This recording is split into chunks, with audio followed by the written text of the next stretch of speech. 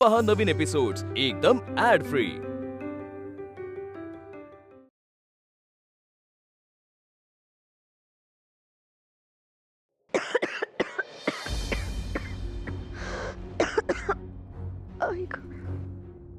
लक्ष्मी केशव अहो सासूबाई, अहो उठून कशाच बसलात? सावकाश, जरा पडून राहायचंय ना, अंगात शक्ती नाही अगदी तुमच्या. अगं पडूनच तर होते, पडले तर ढास लागते, म्हणून उठून बसावं म्हटलं तर अंग दुखू लागते. काय करावं तेच कळत नाहीये बघ. लक्ष्मी केशवा, अहो अंग तापले किती तुमचे, ज्वर बळावला वाटतं. तुम्ही आधी हा काढा घ्या पाहू. वैद्य बुवांनी पाठवलाय. नाही भामे, बाकी काही सांग पण हा काढा मात्र नको बाई. भयंकर कडवट चव आहे त्याची. अहो असे करून कसे चालेल? हवं तर मी तुम्हाला गुळाचा खडा आणून देते नंतर. नको ना भामे. घ्या घ्या.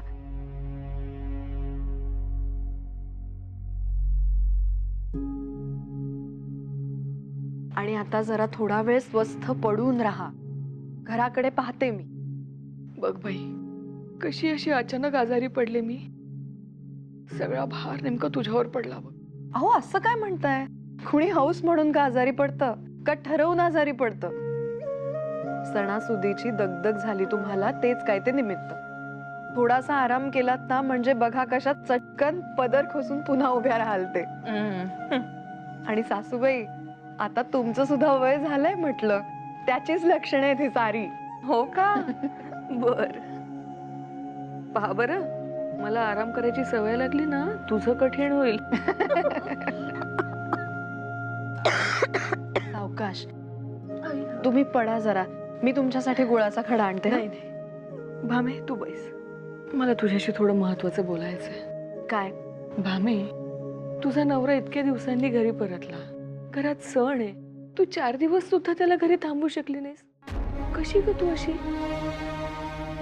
काय उपयोग सासूबाई, बोलले की माझंच तोंड दिसतं. आणि हे काय, मला जायचे आहे, मला काम आहे, माझे ठरले आहे, असं म्हटलं की झालं. आपण काय बोलावं? अगं पण असं करून कसं चालेल भामे? बाळला सुद्धा जाणीव नको का व्हायला की तू आता एकटा नाहीये? मी पुन्हा पुन्हा तुला हेच सांगते, पण आता बाळलाही समजायला हवं ना की त्याच्या प्रत्येक निर्णयामध्ये तुझा काहीतरी विचार हवा, तुझी काळजी हवी. असं नाही वाटत का तुला? नाही नाही, अहो तशी खरंच काही अपेक्षा सुद्धा नाही माझी. खरं तर इतर वेळेस हे असं काही म्हणाले असते, निघून गेले असते ना, तर मला रागच आला असता त्यांचा. पण यावेळेस सांगू का, मला की नाही त्यांची काळजीच वाटली जास्त. भामे, तुमचं काही बिनसलं नाही ना? अहो नाही नाही, तसे काही सुद्धा नाही, खरेच. पण ह्यांचे मात्र काहीतरी नक्की बिनसले. तसे बोलले नाहीत काही माझ्याजवळ नेमकेपणाने की नक्की काय होतंय. पण आपण ओळखतो ना. मला म्हणाले, माझ्या मनात विचारांचं जे काहूर चाललंय ते तुला कसं कळावं. आता खरंच मला कसं कळावं नेमकं काय आणि कशावरून वादळ चाललंय यांच्या मनात? आता तू म्हणतेस तेव्हा माझ्या लक्षात येते, आज पूजेत सुद्धा त्याचं चित्त काही थाऱ्यावर नव्हतं बघ. आणि म्हणूनच मी सुद्धा थांबवलं नाही यावेळेस त्यांना. पण आपले काळजी म्हणून बोलून बसायचो. आणि इकडचा जमदग्नीचा अवतार तर ठाऊक आहेच आपल्याला. कावळा बसायला आणि फांदी तुटायला निमित्त. नाही म्हणूनच म्हटलं, होऊ दे यांच्या मनाप्रमाणे. जायचे आहे ना, जा, अगदी जा, पण मन शांत ठेवा. मला वाटतं सासूबाई, कधी कधी जो काही यांचा त्रास आहे ना, तो मला होऊ दे, मी सहन करेन सारे काही. पण असे गप्प राहून भलते सलते निर्णय घेऊ नका, ज्यामुळे आपल्या सर्वांना पश्चाताप करावा लागेल. आणि मला तर अगं भामे, ऐक तरी. भामे गेली. कसा होणार आहे या दोघांचा संसार?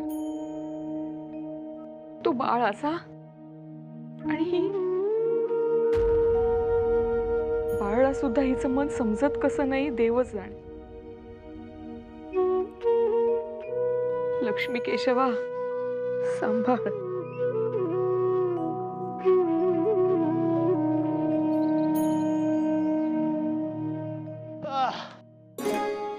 हे काय हा अजून आलाच नाहीये.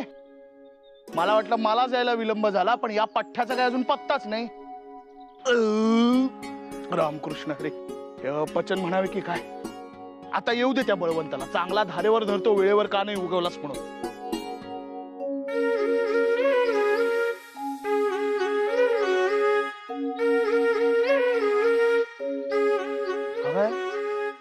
हा कुठून प्रकटला, धरतीमधून की नदीमधून?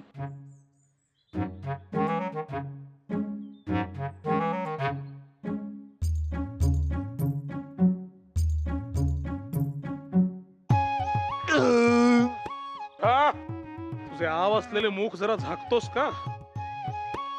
काय त्याची दुर्गंधी त्या नदीच्या तटापर्यंत पसरली. माझ्या जेवणावर जाऊ नको. मुळात खावेच कशाला अपचन होईपर्यंत. तू इथे कसा ते सांग. का मी काय वेळेआधी येऊ शकत नाही का काय? हे तसं नाही. मला वाटलं एवढी थंडी आहे म्हणजे अंथरुणातच लोळत असशील. काट्याने काटा काढावा हे मला कोणी सांगितले? तूच. आणि आता तूच विसरलास होय रे. व्यायामात आता मलाच तुझा गुरु व्हावे लागेल असे दिसते. म्हणजे तुझा व्यायाम देखील करून झाला? अर्थात ठरल्याप्रमाणे आलो आणि जोर बैठका मारल्या. अरे एवढा घाम येईपर्यंत व्यायाम केलास? ओले त्याने वाटावे इतका? अरे मूर्खा, व्यायाम केला वाटलं अजून ऊर्जा शिल्लक आहे आपल्यात, मग समोर नदी दिसली. म्हणजे दुसऱ्याच क्षणी सूर मारून मोकळा की काय? अर्थात या किनाऱ्यावरून त्या किनाऱ्यावर आणि पुन्हा माघारी एक चक्कर मारली. आता असे तरतरीत वाटतंय ना. बळवंता, जरा देखील भय वाटले नाही तुला हे करताना? अरे तुझा आज इतका महत्वाचा दिवस आहे आणि हे पराक्रम केलेस तू. आजारी पडला असतास तर? दिवस आहे ना महत्वाचा, मग दिवसाची सुरुवात अविस्मरणीय करतोय मी, दुसरे काही नाही. आणि बरं का दाजी, पराक्रम अजून केलेले नाही, करण्यास निघालेलो आहे. बळवंता, अरे वादविवाद स्पर्धा तुझी आहे, पण दडपण मलाच आले.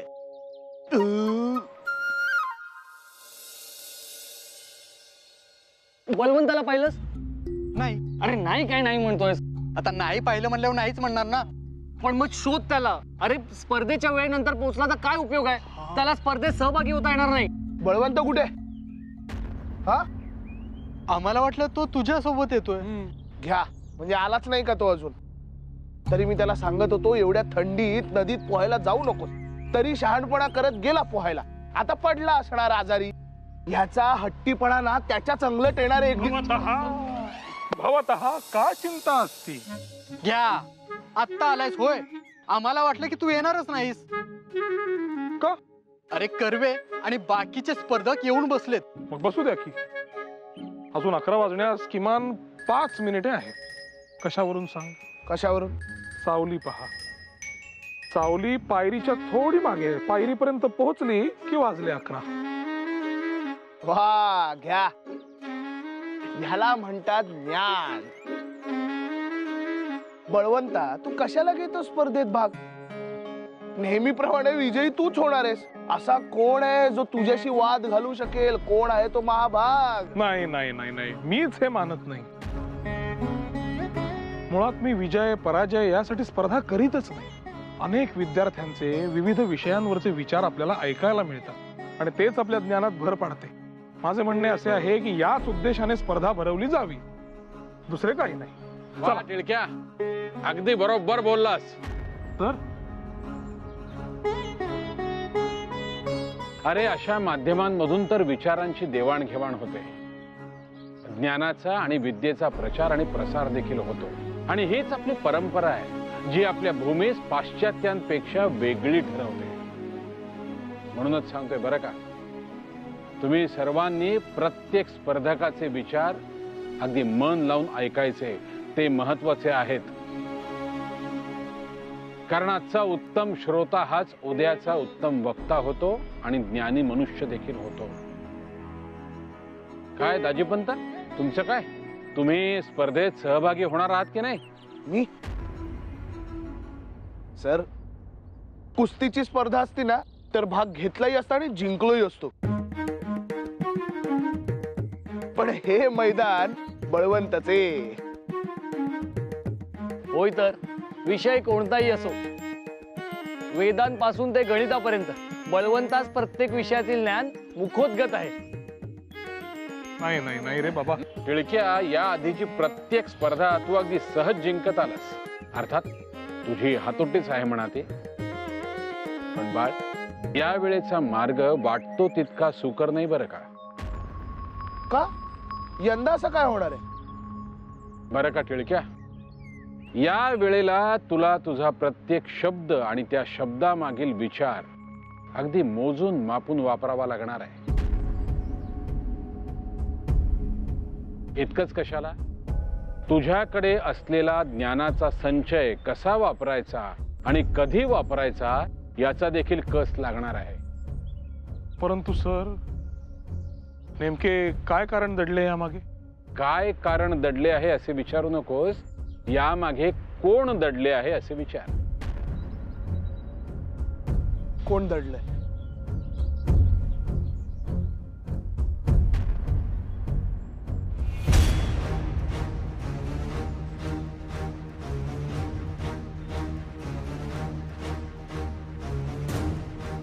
चाणाक्ष बुद्धिमत्ता, ओघवती वाणी, जिला गर्भरेशमी जरीसारखी मुद्देसूत मांडणीची किनार, डोळ्यांमध्ये प्रचंड तेज, तरीही ओथंबणारी वेदना आणि या सर्वांवर सुवर्ण मुकुटाप्रमाणे लखलखणारा प्रखर विद्येचा महासागर.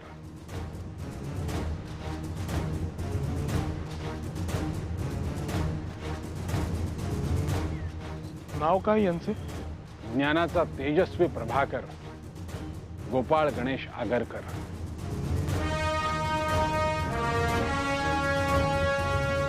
दाजी, अरे तुला आठवतंय काल आपण बोलत असताना एका मुलाच्या हातून ट्रंक पडली, त्यातून सामानही खाली पडले.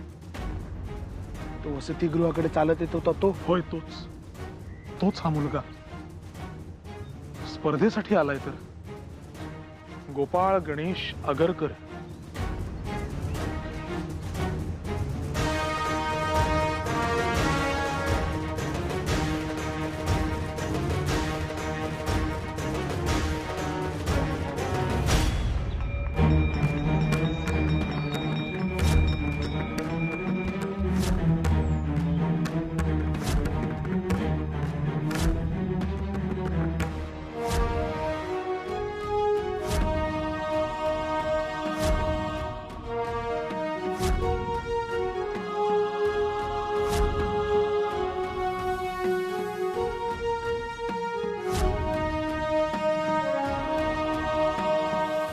विद्यार्थी मित्रांनो, दरवर्षीप्रमाणे या वर्षी देखील आपल्या महाविद्यालयानं वादविवाद स्पर्धा आयोजित केली आहे. नावात जरी विवाद हा शब्द असला तरी एकमेकांमध्ये संवाद साधणे हाच स्पर्धेचा मूळ हेतू आहे. त्यामुळे या स्पर्धेला वाद प्रतिवाद स्पर्धा असं म्हणूया. काही विद्यार्थी अतिशय लांबून आले आहेत. महाविद्यालयाच्या वतीनं मी त्यांचंही अगदी मनापासून स्वागत करतो. या स्पर्धेच्या माध्यमातून विविध विषयांवर विविध विचार आणि मतप्रवाह आपण ऐकूया आणि आपलं ज्ञान वृद्धिंगत करूया, हीच अपेक्षा आहे. अधिक वेळ न घालवता आपण स्पर्धेला सुरुवात करूया. सर्वप्रथम मी आमंत्रित करतो निळकंठ बापट आणि विश्वनाथ कर्वे यांना.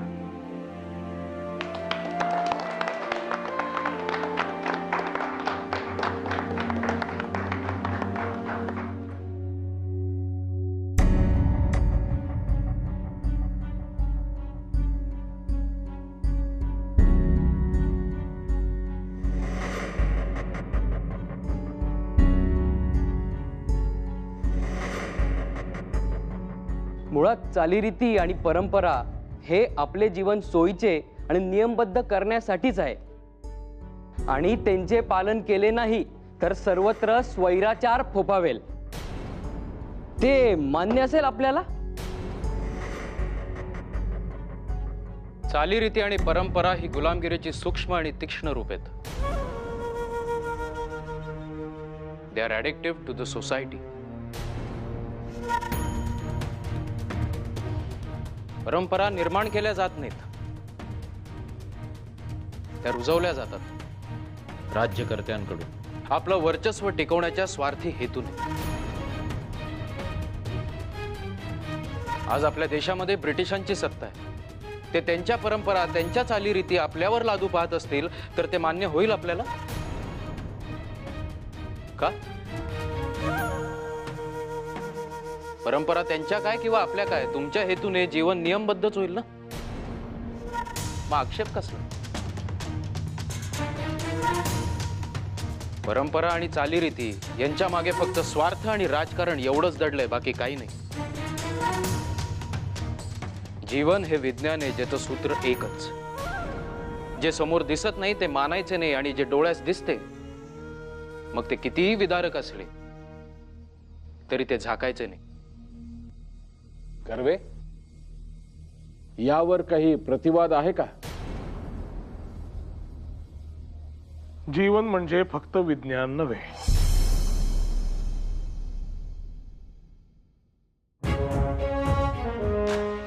ते गणित देखील आहे.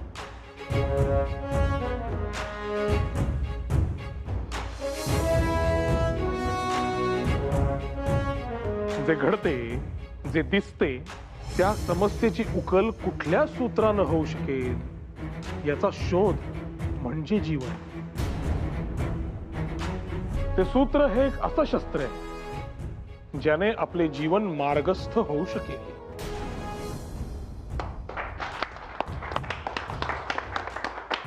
वा टिळक्या, कर्वे, बापट, परंपरेपासून सुरू झालेले सत्र इथे येऊन थांबलंय. आता मी तुम्हा दोघांना वाद प्रतिवाद करण्यासाठी हाच विषय देतो. शस्त्र की शास्त्र? आता तुम्ही दोघेच निवडा, तुम्हाला कुठला विषय हवा तो. मी निर्विवाद शस्त्र. अगरकर, आता तुला शास्त्रच निवडावं लागेल. मी शास्त्राच नव्हे, शास्त्रानेच मला निवडलंय.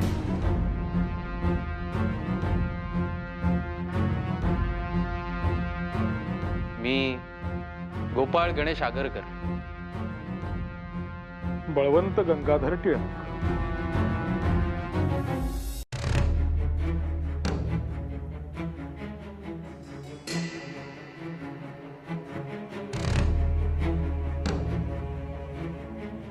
मनुष्य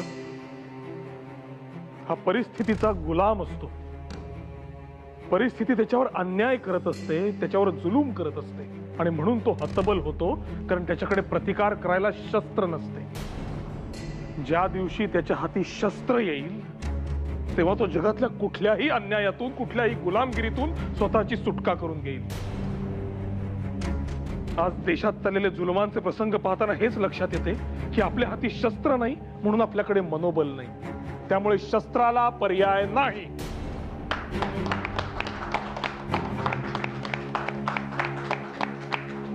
परिस्थिती ही कायमच प्रतिकूल असते, ती काही आपल्या हाती नाही. हा, आपण तिचे गुलाम व्हायचे की नाही हा निर्णय मात्र आपल्या हाती असतो. तुम्ही जी गुलामगिरी पाहत आहात तिचा विमोड करण्याकरता शस्त्र उपयोगी पडतील कदाचित, पण ज्या मानसिक गुलामगिरीमध्ये आपला समाज खितपत पडलाय त्याला बाहेर काढायचे असल्यास शास्त्राशिवाय पर्याय नाही. जगाचा इतिहास उघडून बघा, कुठलाही सेनानी बघा, जेव्हा ते सशस्त्र होते तेव्हाच विजय प्राप्त झाला. शस्त्रे घडवतात ती फक्त युद्धे, या उलट शास्त्र नवी दृष्टी, जगण्याचे नवे आयाम देतात. शस्त्रे प्राण घेतात शास्त्र जीवन घडवतं. शस्त्राची ताकदच ही आहे की आपल्या हाती शस्त्र असेल तर कुणीही आपला आवाज दाबू शकत नाही. शास्त्र हाच असा आवाज आहे जो जगण्याची दिशा ठरवतो. आगरकर बुवा, समोरून एखादा शत्रू चालून आला आणि तो तुमचा जीव घेणार असेल तर जिवंत राहण्यासाठी काय काम येईल सांगा पाहू. तुमचे हे शास्त्र का हाती असलेले शस्त्र?